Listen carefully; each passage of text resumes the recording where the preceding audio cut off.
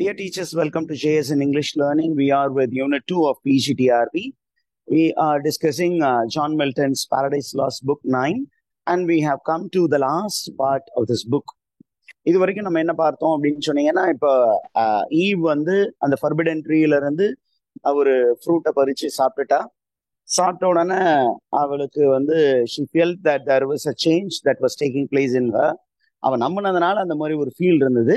And then அவ என்ன யோசிச்சா அப்படின்னா, இப்ப நம்ம மட்டும் இதை சாப்பிட்டோம் அப்படின்னு சொன்னீங்கன்னா, இப்ப ஆடம் வந்து தனியா இருப்பான். ஆடம் வந்து there is a possibility that Adam may be given a new partner and she cannot think about Adam having a new partner. That is a bit of possessiveness in the female.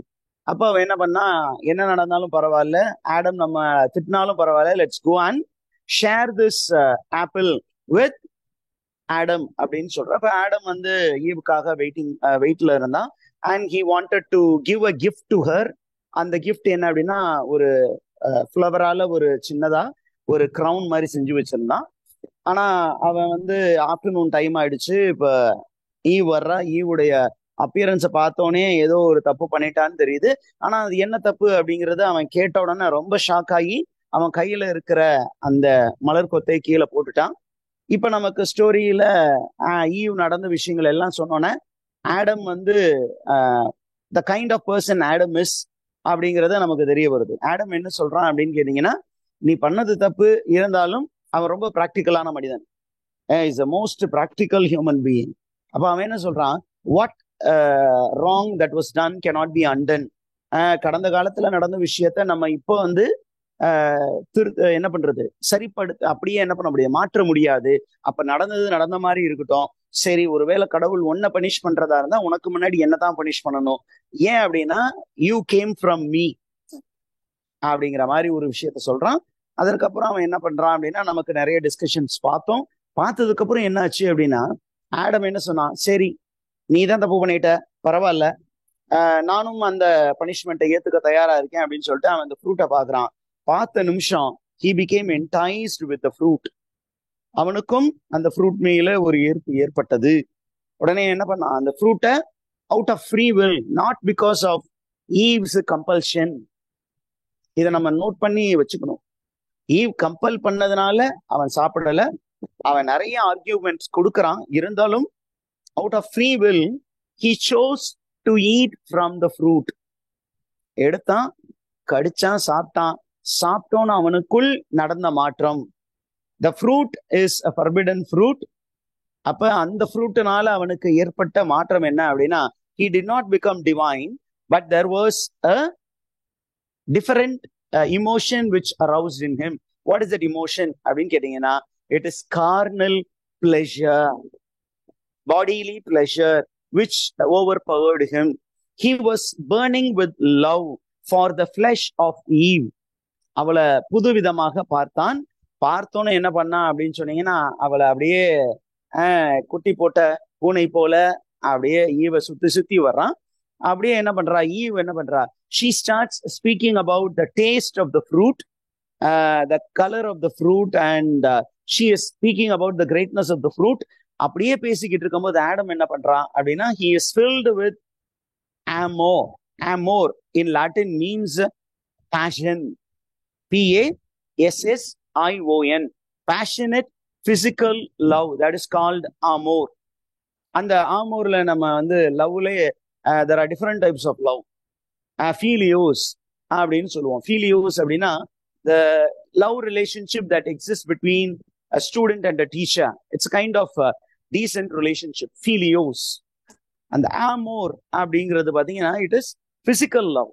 அதற்கப்புறம் Agape அப்படின்னா selfless love. இங்க இருக்கக்கூடிய love வந்து physical love.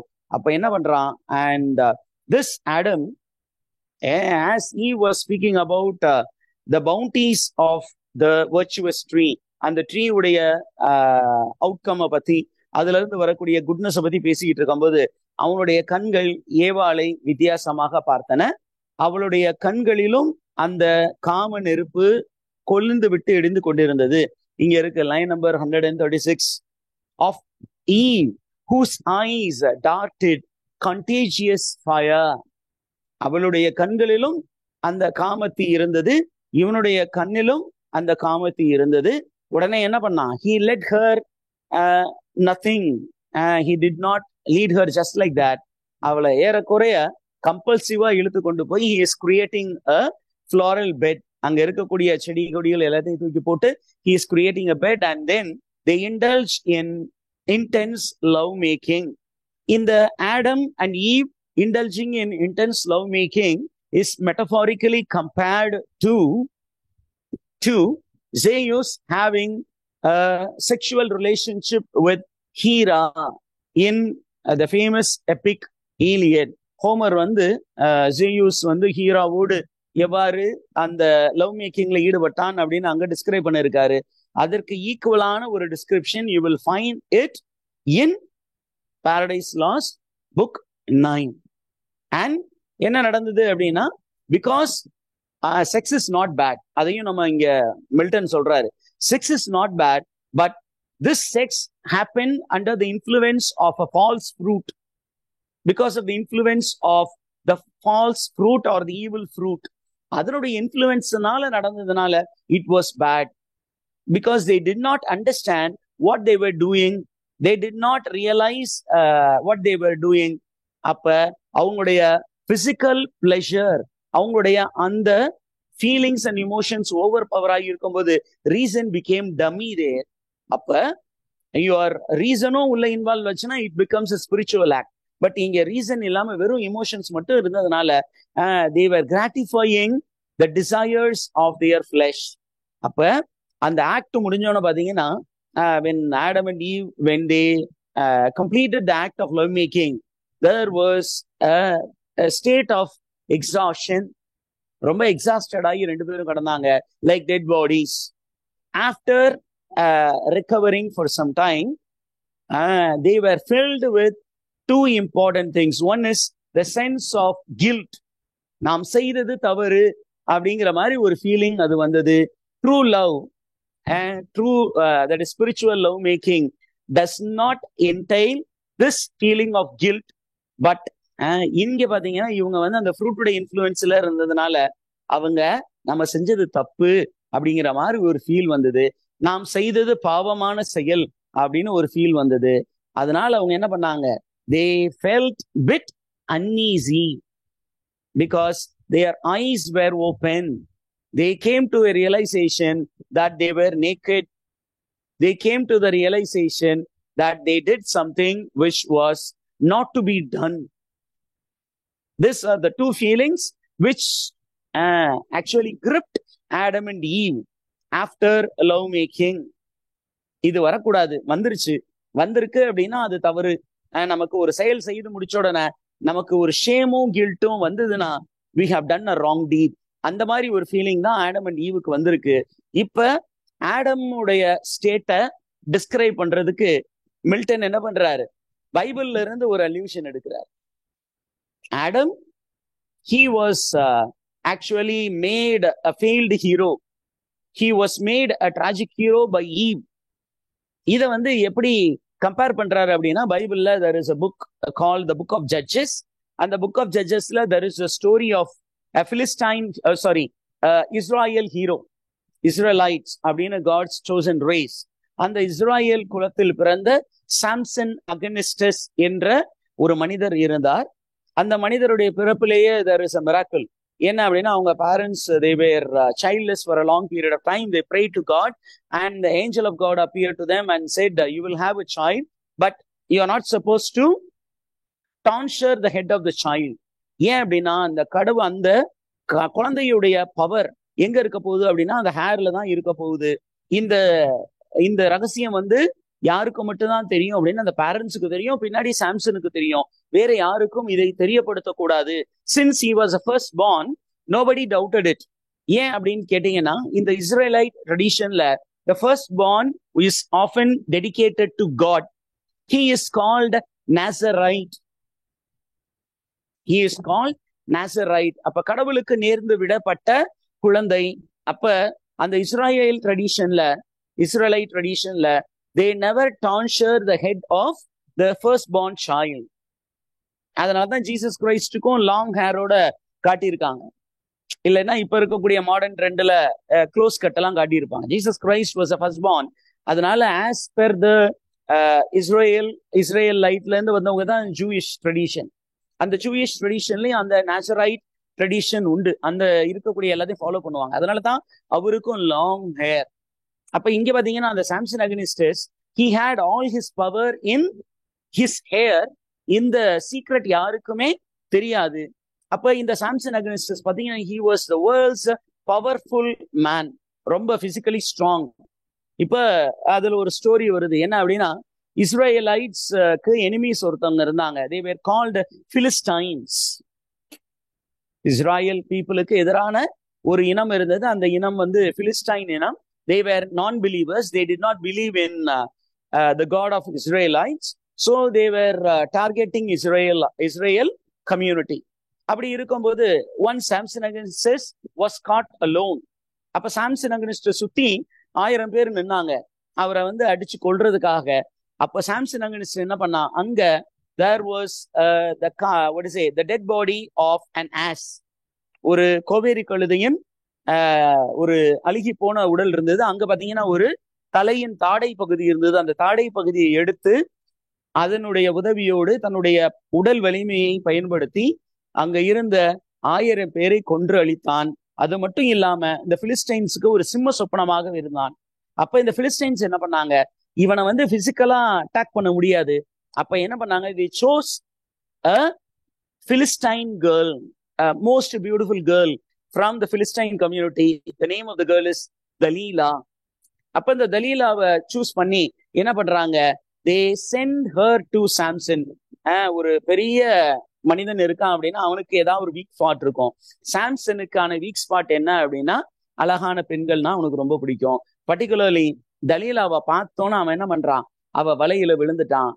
அவன் என்ன நினைச்சான் அப்படின்னா தலீலா can be his wife. ஆனா கடவுள் ஏற்கனவே சொல்லியிருக்காரு, don't find a wife for Samson outside Israel community. ஆனா தலீலா என்ன சாம்சன் என்ன பண்றான், தலீலா வந்து பிலிஸ்டைன்ஸ் எனிமியுடைய கேம்ப்ல இருந்து வந்தவன் தெரிஞ்சாலும் அவன் இந்த காதல் மயக்கத்தில் அவளை திருமணம் செய்து கொண்டான். ஆனா அவ எதுக்கு வந்திருக்கா, அவனுடைய சீக்ரெட் என்னன்னு தெரியறதுக்கு. அதனால என்ன பண்ணான், அந்த ஃபர்ஸ்ட் நைட்ல என்ன பண்ணாங்க, they were very intimate with each other.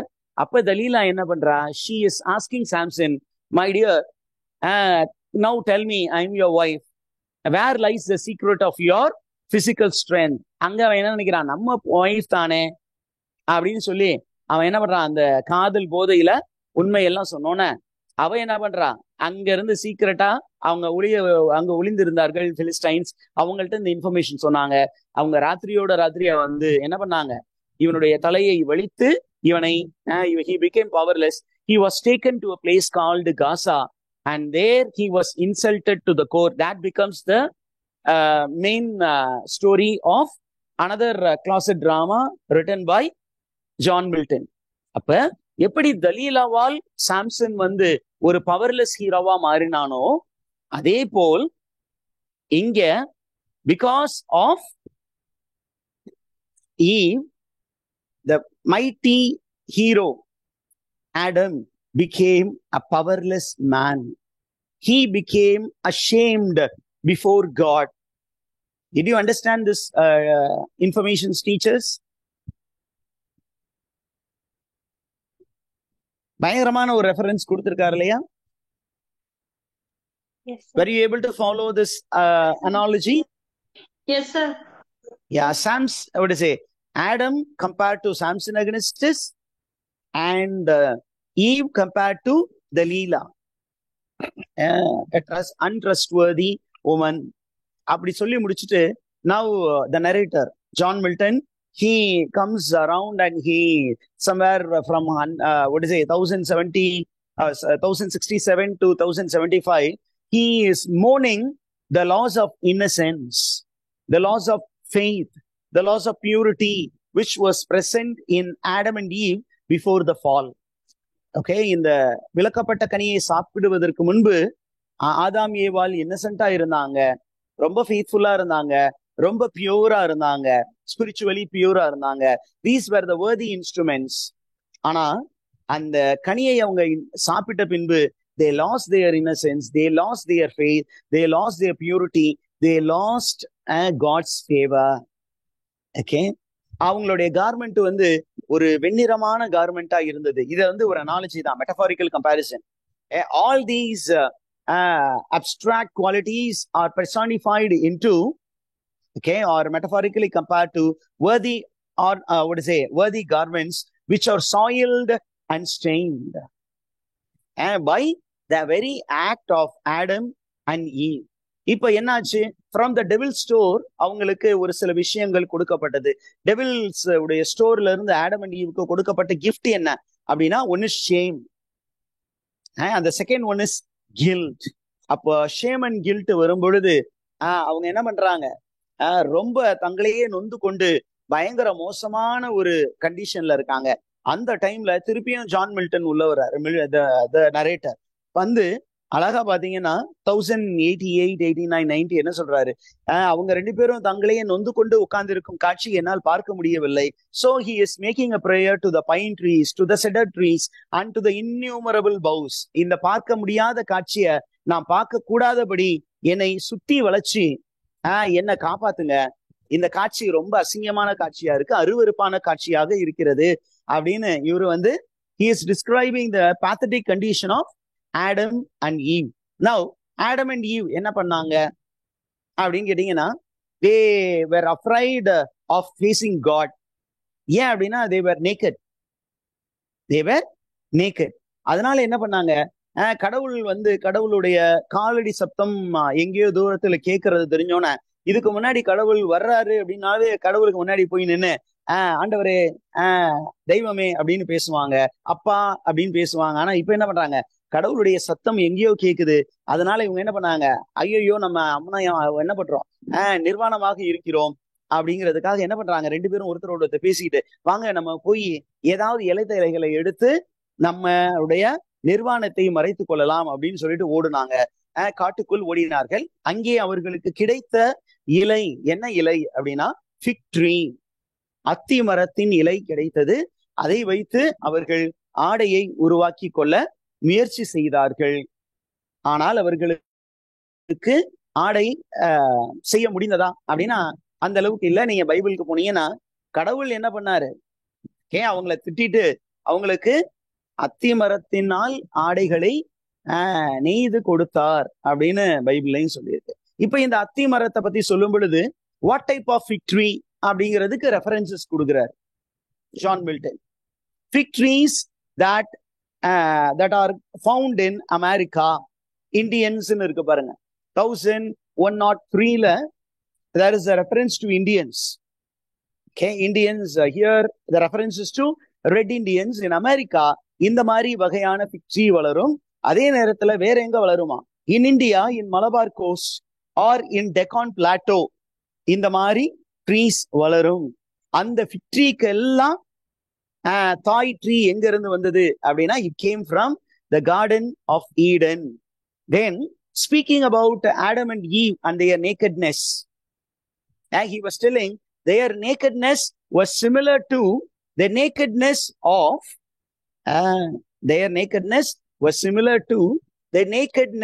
of the Red Indian tribes in America. Red Indians before the entry of Columbus were living very innocent lives, very simple life, very happy life, very carefree life. ஆனா எப்ப Columbus உள்ள போனாரோ, எப்ப Puritans இங்க இருந்து மே flower அப்படிங்கிற ஒரு ஷிப்பை ஏறி அமெரிக்காவை போனாங்களோ, red Indians lost their purity, lost their innocence. நம்ம ஹிஸ்டரி என்ன சொல்லுது அப்படின்னா, most of the red Indians were killed. அப்ப மீதி இருந்த ரெட் இண்டியன்ஸ் என்ன ஆனார்கள்னா, they became completely filled with the sense of revenge. They wanted to take revenge on the colonizers.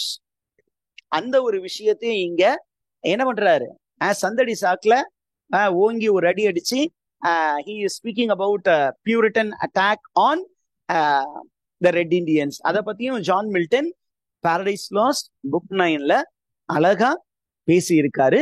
இப்ப என்ன நடந்தது அப்படின்னா, இவங்க ரெண்டு பேரும் அந்த காட்டின் உள்ளே உட்கார்ந்து அந்த அத்தி இலைகளை எடுத்து தங்களுடைய நிர்வாணத்தை மறைத்து கொண்டு ஒருத்தரை பார்க்கும் பொழுது ஆடம் என்ன பண்றான், he starts blaming Eve. இன்னைக்கு நான் இந்த கண்டிஷன்ல இருக்கிறேன்னா அதுக்கு காரணம் எல்லாமே நீதான் அப்படின்னு ஏவாள் என்ன பண்றா, she tries to pick up a quarrel. It is not I who did it willingly, but it is Satan who actually tricked me into doing this, into eating the fruit. அதனால என்ன நீங்க குறை சொல்லாதீங்க, நீங்க என்ன நான் தான் உன்னை வான் பண்ணல அப்படின்னு அவன் சொல்றான். வான் பண்ணாலும் நீங்க ஏன் நான் போறேன்னு சொன்னா நீங்க ஏன் போவேனான்னு தடுக்கல, நான் தான் தடுத்தேன்ல அப்படின்னா நீங்க என்ன அனுப்பியே இருக்க கூடாது. அந்த மாதிரி அவங்களுக்குள்ள நிறைய குரல் போந்தது. What happens to the end அப்படின்னு கேட்டீங்கன்னா நம்ம ஆள் என்ன ஜான் மில்டன் ரொம்ப தெளிவா சொல்றாரு. they have already disobeyed God, they had done the transgression, and all the more they sat and kept quarreling with each other. They indulged in mutual accusation. They were spending that fruitless hour. அப்படின்னா uselessly they were spending time accusing each other and they were condemning one another. Okay, ஒரு தப்பு செஞ்சிட்டோம் அப்படின்னா ரெண்டு பேரும் சேர்ந்துதான் செஞ்சிருக்காங்க. ஆதாம் ஏவாள் செஞ்சாலும் அது ஆதாம் என்ன பண்றான், பின்னாடி அக்செப்ட் பண்ணிக்கிறான். ஆனா இன்னொருத்தரை நம்ம கை காட்டுறோம் அப்படிங்கிறதும் it is a sin. So when you accuse somebody, you claim to be virtuous. This is also not good according to the church. Okay, don't accuse somebody. Jesus Christ New Testamentல சொல்றாரு, உன்னுடைய சகோதரனுடைய கண்ணில் இருக்கும் துரும்பை பார்ப்பதற்கு முன்பு உன் கண்ணில் இருக்கும் விட்டத்தை பார் அப்படின்னு சொல்றாரு. அப்படின்னா don't find fault with the other. First know that you yourself are a sinner. You have done lot of errors. ஆனா அதை அவங்க அக்செப்ட் பண்ணிக்கல, தான் செய்தது தவறு என்பதை அக்செப்ட் பண்ணாம அடுத்தவரின் மீது அவர்கள் பழி போட துவங்கினார்கள். இவ்வாறாக அவர்கள் பாவத்தில் மூழ்கி போனார்கள்.